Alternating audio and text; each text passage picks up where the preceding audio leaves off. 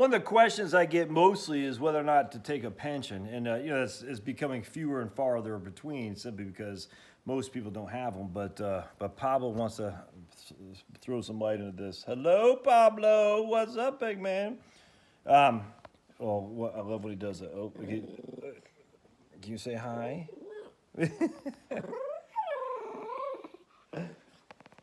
Anyway, I think people make a big issue out of this, Pablo. He says, "Look, put me on the camera." And now the issue that comes with a pension is really simple. Simple in terms of the way you can look at it. Now, not necessarily simple in terms of the complexity of your decision, because once you make the decision, it's irrevocable. A lady emailed me, and her pension distribution rate is 6%. And she's under the age of 60. And I've told her a couple times, said, man, I don't know how you turn away from that. The only way you turn away from that is if you think the stock market, because the bond market won't do that. If you think the stock market is going to give you significantly higher returns. And when I say significantly higher, I'm talking well into the 10% or more. Look, if you think that, that's fine. That's fine. If you think you can get 10% or more on average in the markets, then I guess I'd need even higher than that, frankly. But to turn down a distribution yield of 6% when I'm under the age of 60, which is guaranteed, and she still has money, lots of money still yet in the market. To under the hope, because hope and change, for a higher than normal return expectations. I don't see that. I think that's way a bridge too far. And my presumption she'll probably go the pension route, but I tell you, if you got a pension, and even if it's paying 5.5%, the only way you would not do the pension is if you thought the company was going to go kaput. We'll say it's TWA, Trans World Airlines.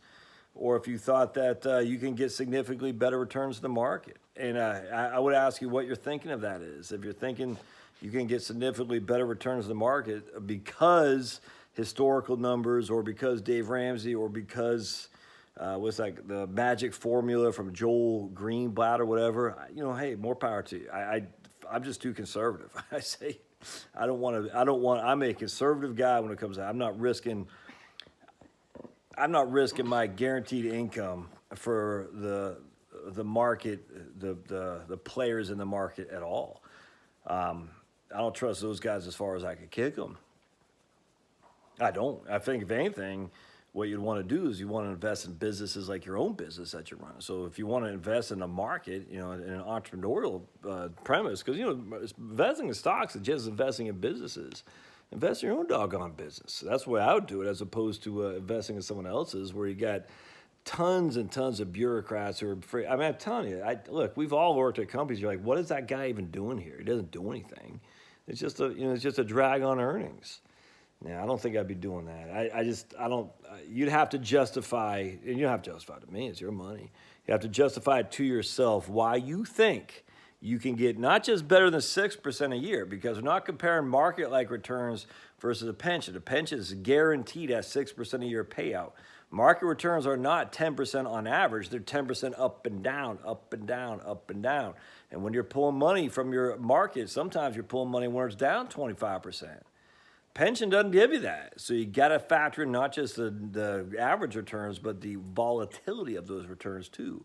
So for me, unless I can convince myself I'm getting, let's say, 12% a year, I'm taking the pension. Just be safe. Keep it simple. Like Bernstein said, William Bernstein, when you've won the game, stop playing. If you've won the game and you got a big fat pension at 6%, and you still got money left over in the market to deal with inflation, I'd take the pension. Hey, hope that helps. Thanks, guys.